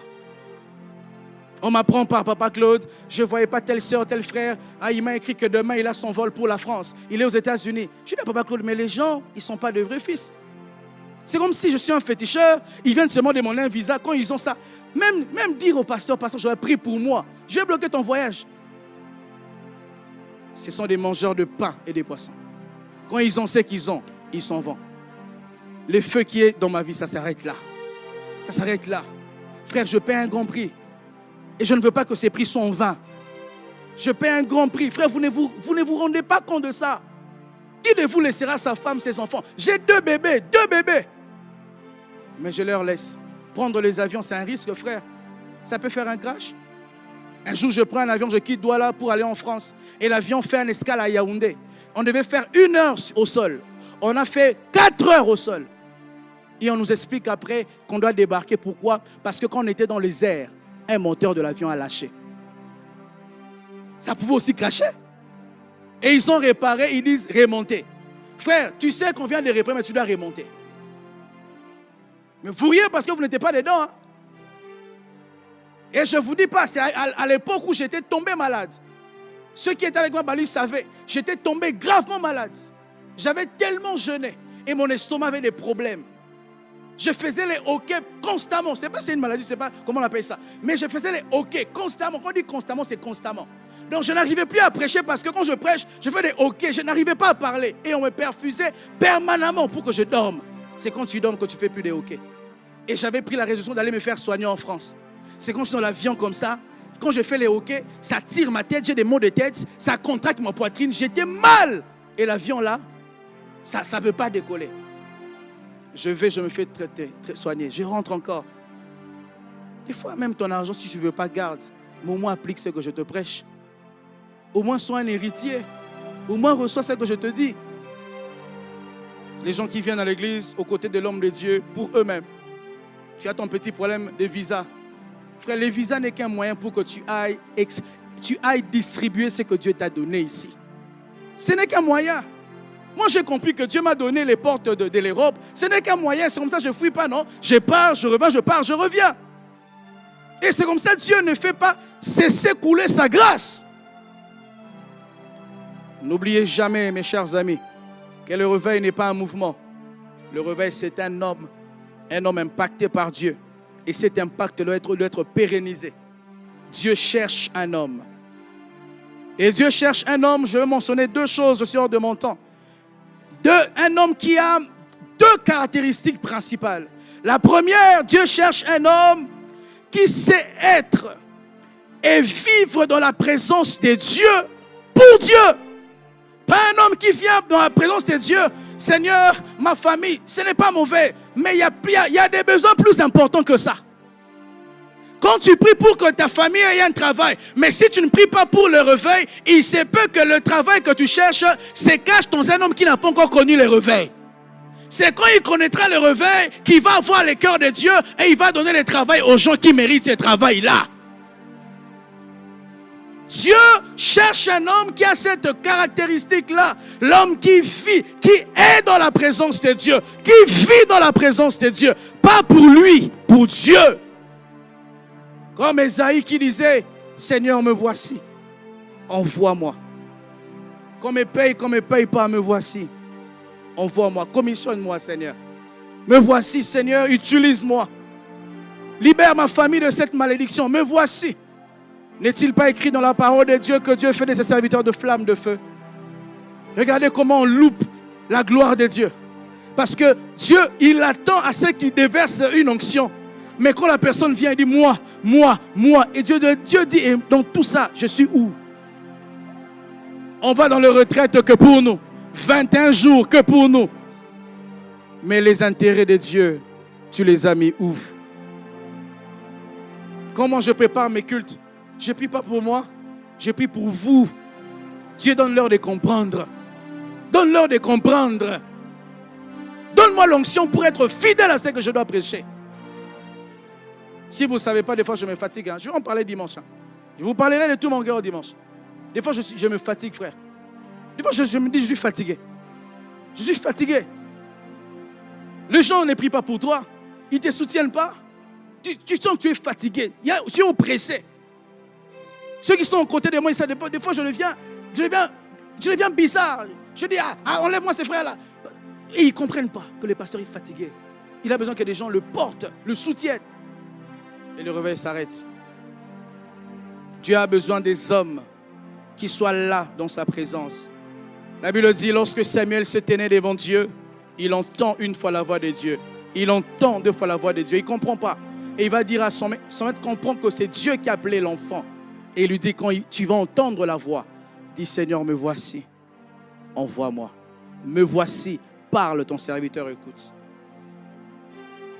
Et rester dans la présence de Dieu implique avoir une vie de prière.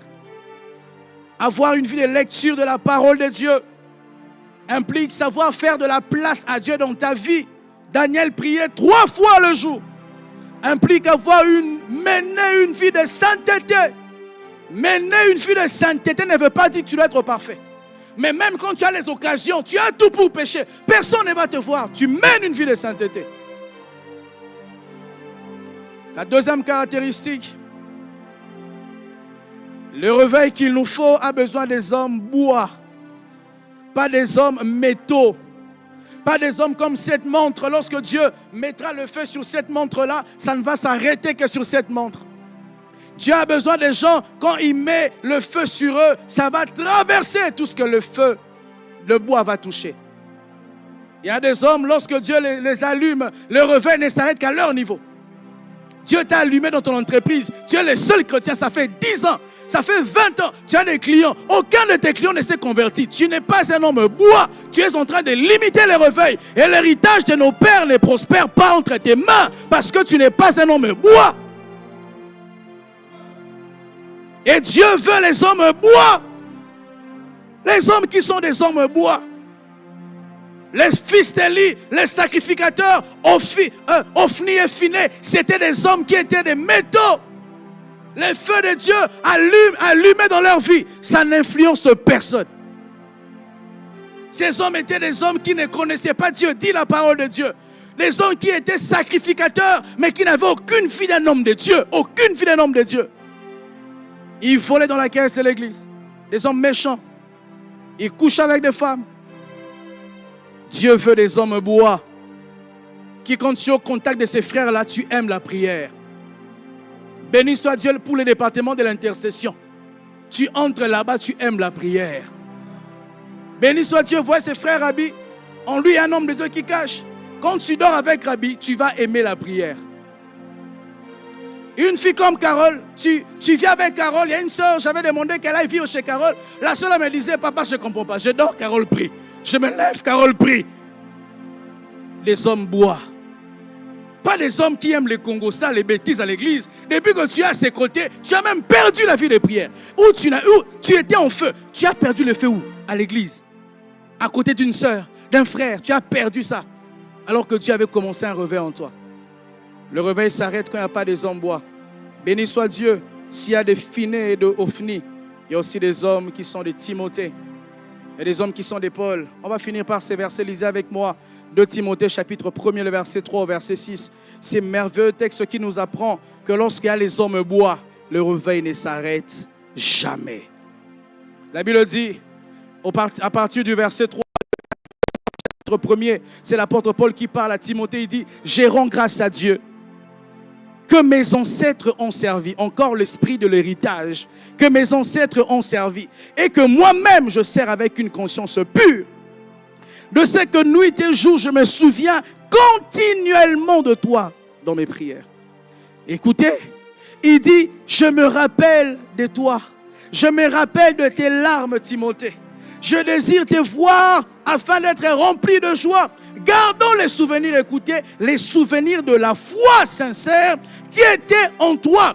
Mais cette foi sincère, avant d'habiter en toi, la Bible dit qui habita d'abord dans ton aïeul, Loïs, et dans ta mère Eunice, et qui, j'en suis persuadé, habite aussi en toi. Un héritage. Ce jeune homme, Timothée, il a reçu la foi, mais il ne sait pas qu'il est resté chrétien parce qu'il a vu maman prier. Et maman est restée chrétienne parce que maman a vu sa maman aussi prier. J'aimerais dire à quelqu'un que Dieu est transmissible. Autant on peut transmettre, faire un virement d'un argent, on peut aussi transmettre Dieu à la génération future. J'aimerais dire à quelqu'un, tu es un parent, transmets ton Dieu à tes parents. Si aujourd'hui on peut dire le Dieu d'Abraham, d'Isaac et de Jacob, parce que le Dieu d'Abraham était devenu le Dieu d'Isaac et le Dieu d'Isaac était devenu le Dieu de Jacob. Il arrive que le temps arrive, mes frères, sœurs, si dans votre famille, il n'y avait jamais eu d'Abraham, jamais eu quelqu'un qui avait ouvert la porte à Dieu, sois cette première personne-là.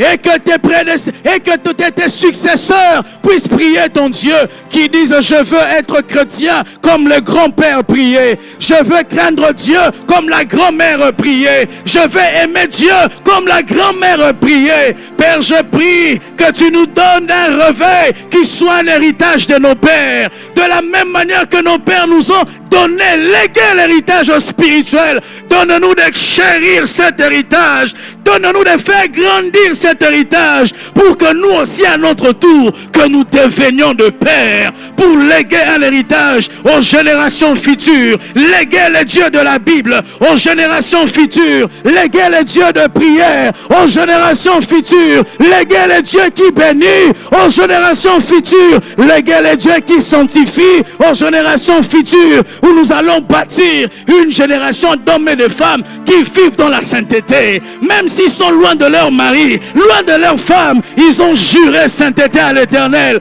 Ils ont juré pureté à l'Éternel. Même quand ils peuvent être attaqués par la faiblesse, Dieu ne leur permettra jamais d'arriver jusqu'au bout, parce que le réveil est un héritage. Père, fais de nous des personnes qui savent garder l'héritage, mais aussi qui savent transmettre l'héritage. Seigneur, nous voulons que dans cette église, qu'il y ait notre pasteur Marco, notre pasteur Marcelo, qu'il y ait notre serviteur et servante de Dieu qui ne prêche pas pour le succès, qui ne prêche pas pour les amen et les alléluia, qui ne prêche pas pour l'argent, qui prêche pour bâtir le royaume, qui prêche pour engendrer les disciples. Dieu cherche un homme qui soit un bois au contact de sa vie. Tu aimes la prière. Au contact de sa vie, tu es la compromission. Au contact de sa vie, tu ne supportes plus l'alcool. Au contact de sa vie, tu vis loin de Congossa. Au contact de sa vie, tu ne supportes plus l'injustice. Au contact de sa vie, tu ne supportes plus l'orgueil. Parce que c'est un homme bois. Il est impacté par Dieu et il commence à t'influencer. Quand tu l'écoutes prêcher, il y a la haine du péché qui s'installe dans ton cœur. Quand tu l'écoutes prêcher, la sémence de la prière s'est produit en toi. L'amour de la parole de Dieu s'est produit en toi. L'humilité entre en toi. L'amour du prochain entre en toi. L'esprit du pardon t'est transmis. Parce que Dieu cherche un homme qui soit un homme bois. Un homme bois. Lorsque Dieu l'allumera au travers de sa vie, plusieurs personnes rencontreront le Dieu de sa vie. Tout l'honneur, la gloire, le pouvoir à toi. Tout l'honneur, la gloire,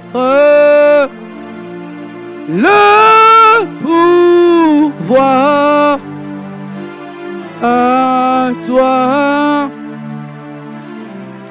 Saint-Père,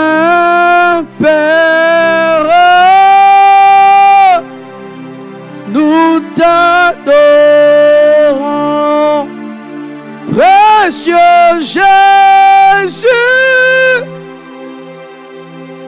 les œuvres. Saint-Esprit,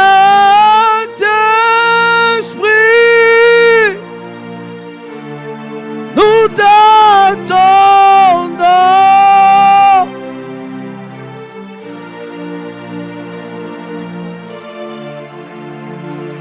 Nous t'attendons. Coule ton feu, coule ton feu. Où sont-ils, Seigneur? Ils sont ici.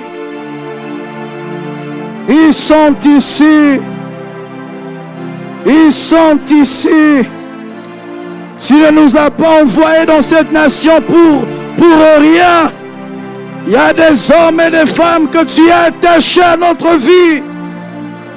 Ils seront la relève de ces ministères, la relève de cette vision, la relève de cette mission. Coule ton feu, coule ton feu.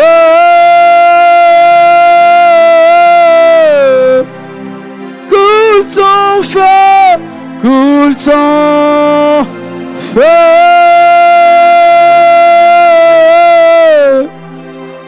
Coule ton feu, coule ton feu.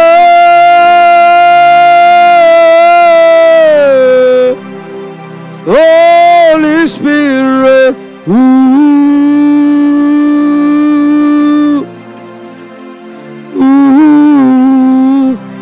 Holy Spirit,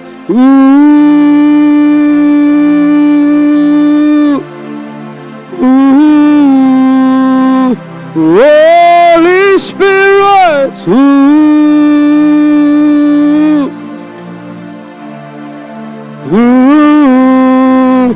Molimo Nzambe Sala, oh Sala, Molimo Monsatu Sala, Sala, Sala, Sala.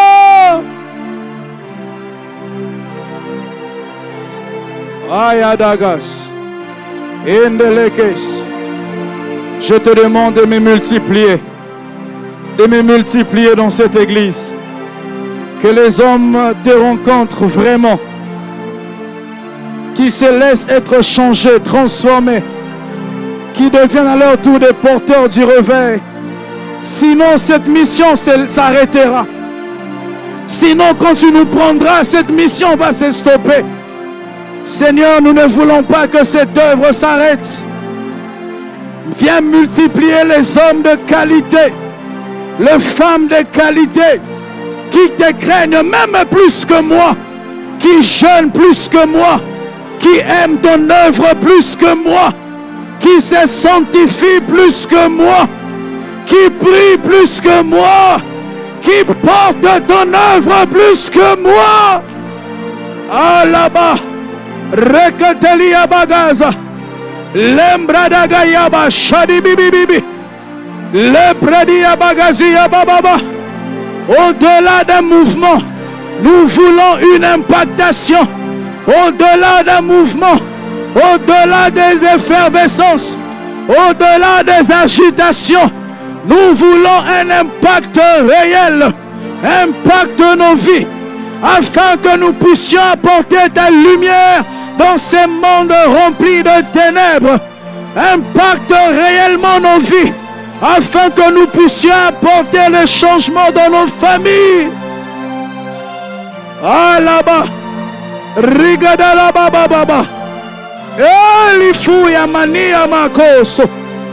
Oh Dieu, viens purifier mon entourage, viens sanctifier mon équipe, viens donner la conscience à mes fils et à mes fils spirituels du poids de l'héritage que nous transportons. Rana mama mama mama shadaga, que leur engagement devienne profond de plus en plus, de plus en plus, que les ouvriers soient engagés de plus en plus, de manière profonde, qui ne soient pas engagés par des sentiments, qu'ils comprennent que c'est l'héritage de plusieurs années, que c'est le travail de plusieurs années. Radabagazia, Rekekete, les manos Subadia, les prédigandia Bagaza, et les mania Masubadiaga.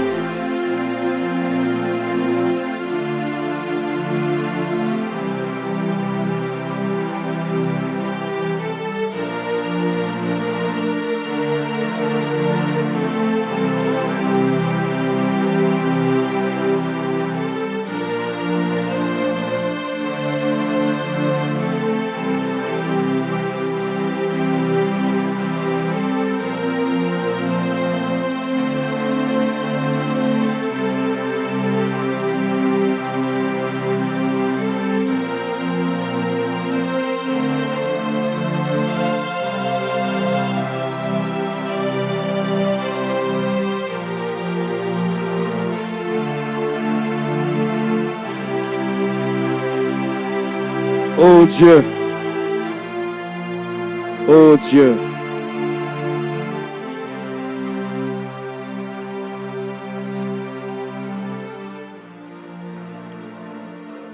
oh Dieu, tu nous as parlé ce soir de tout ton cœur. Je demande une seule chose. Au-delà que ce message ne soit apprécié, qu'il soit appliqué. Donne dans cette église des hommes et des femmes engagés, ouvriers ou non engagés. Nous ne voulons pas des profiteurs, des mangeurs de pain et de poissons. Enlève-le, envoie-nous les vrais disciples. Enlève dans cette église les gens qui ne sont là que pour profiter. Donne-nous des vrais disciples qui, après nous, ils vont pérenniser cette œuvre. Par la foi, je reçois cette qualité des peuples. Transforme-nous et que nous devenions ces peuples. Au nom de Jésus-Christ. Tu vas élever tes mains. Je vais prier pour ton engagement. Seigneur Dieu, je prie pour ton Église. Il arrive qu'on soit épuisé. Mais notre force, c'est dans les disciples de Jésus-Christ que nous sommes en train de bâtir. Nous sommes fatigués d'entendre ces discours des gens remplis d'émotions, remplis de sentiments, n'ayant aucun sens de la réalité qui les entoure, de cet héritage spirituel dont ils sont bénéficiaires. Donne-moi dans cette église des chrétiens, des disciples de Jésus-Christ, des ouvriers, des fidèles, des présidents des départements, des responsables, qui soient conscients que ça, ce n'est pas qu'un mouvement. C'est un héritage que nous sommes appelés à préserver. Et qu'à notre tour, nous serons également appelés des légués aux générations futures. Produis dans cette église ce type d'hommes, ce type de femmes. Parce que tu as dit dans ta parole, le feu brûlera continuellement. Fais brûler dans cette maison le feu continuellement. Change la mentalité des fidèles. Change la mentalité des ouvriers. Et qu'ils ne soient pas un poids. Quand nous pensons à eux, nous avons des soucis. Mais qu'ils soient là pour porter avec nous ce poids. Au nom de Jésus, j'ai ainsi prié. Amen. Reprenez vos places, s'il vous plaît.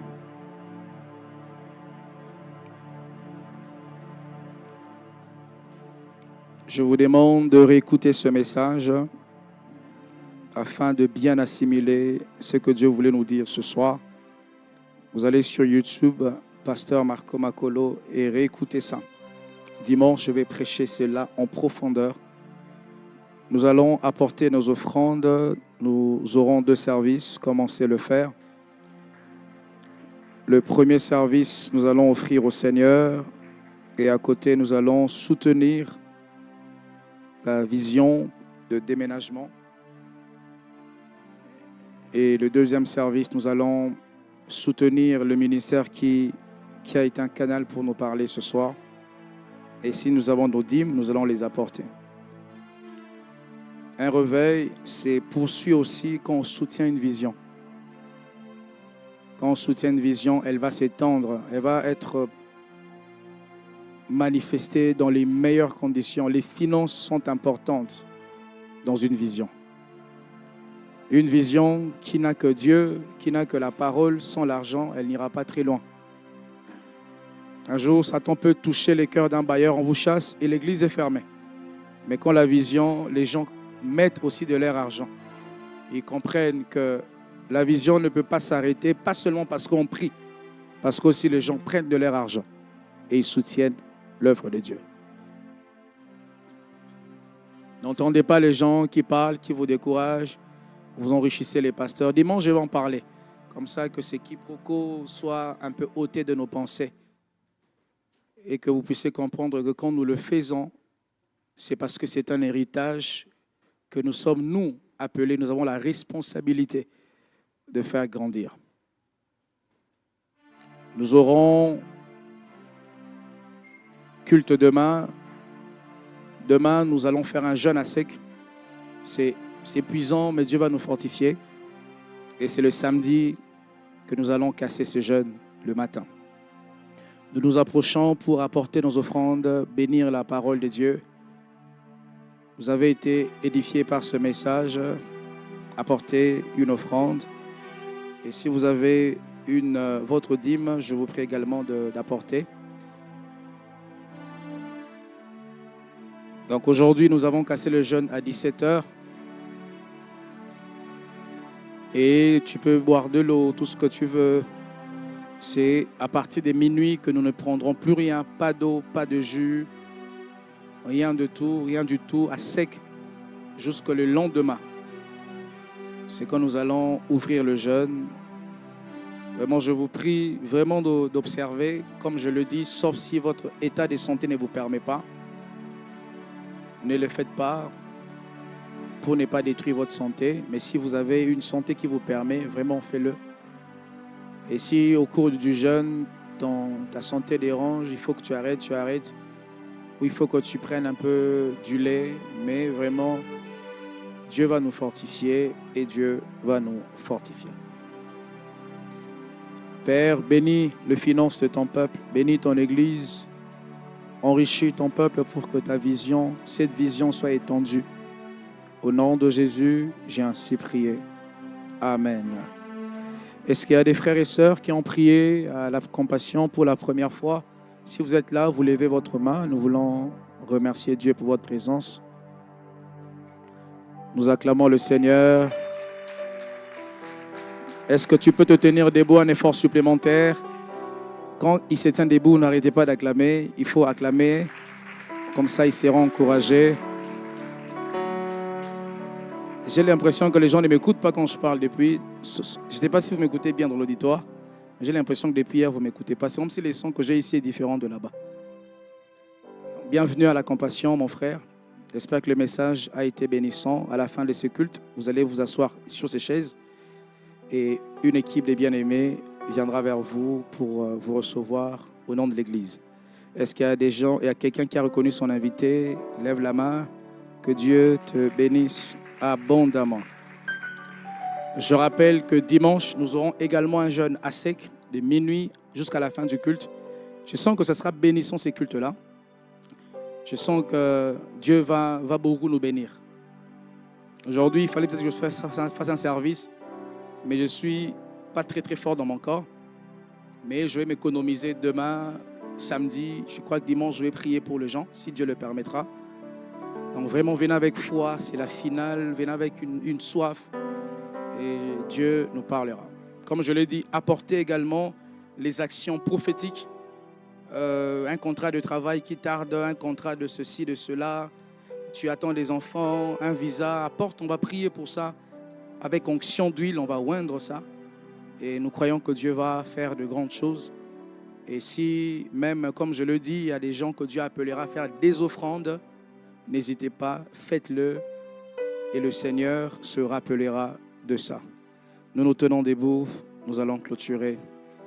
Envoie ton feu, que ton feu descende.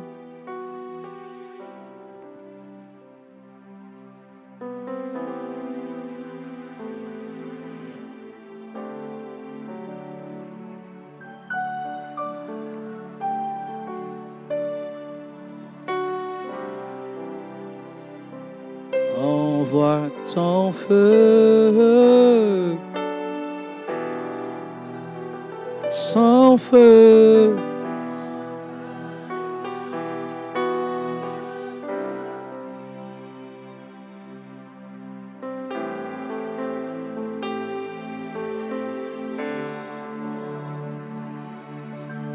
Les malades vont guérir quand je t'adore.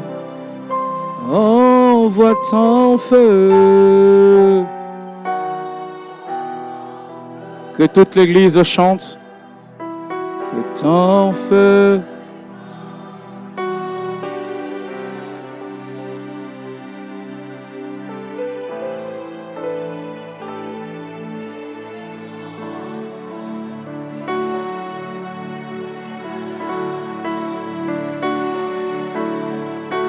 Oh, active, active, active.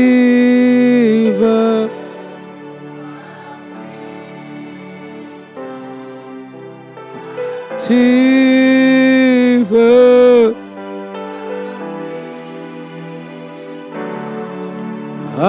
active ta puissance en moi. Active, active, active, active ta puissance.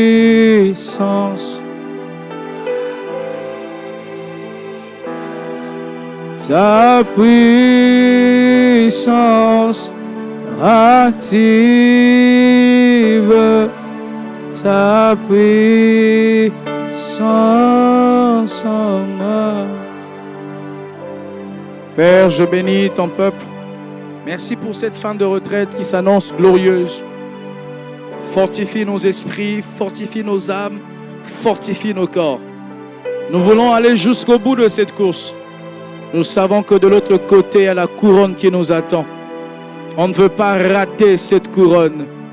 Nous voulons que sur notre tête, qu'il y ait un poids, le poids de la récompense, les poids de la couronne, les poids du couronnement.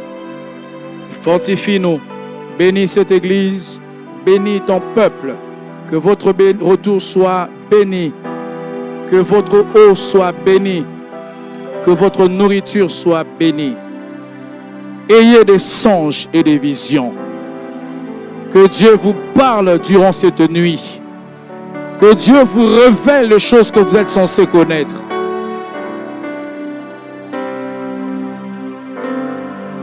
Que Dieu vous parle cette nuit. Je refuse que tu dormes charnellement. Dors dans une atmosphère du ciel. Comme Jacob voit le ciel ouvert et que les anges de Dieu montent et descendent. Je déclare que ta vie est bénie. Ton sommeil est béni. Que là où tu dors, que les anges créent l'atmosphère du ciel. Que là où tu dors, que les anges créent l'atmosphère du ciel. Que là où tu dors, que Dieu crée l'atmosphère du ciel. Ressens la présence de Dieu dans ta chambre. Ressens la présence de Dieu durant ton sommeil. Ressens la couverture du feu du Saint-Esprit. Que tes yeux spirituels s'ouvrent. Que Dieu te révèle ton futur. Que Dieu te révèle le futur de cette nation. Que Dieu te révèle les choses qu'il sera en train de penser faire cette année. Que Dieu te révèle même le futur de votre société. Que Dieu te parle de tes collègues au travail. Deviens le prophète de votre travail. Deviens le prophète de votre famille. Au nom de Jésus-Christ de Nazareth. Je déclare que tu es béni. Tu es béni. Tu es béni. Tu es béni. Tu sortiras un autre homme durant cette retraite. Détale tes forces dans ces derniers jours qui nous restent. Tu vivras à la gloire de Dieu. Vous êtes bénis au nom de Jésus. Amen.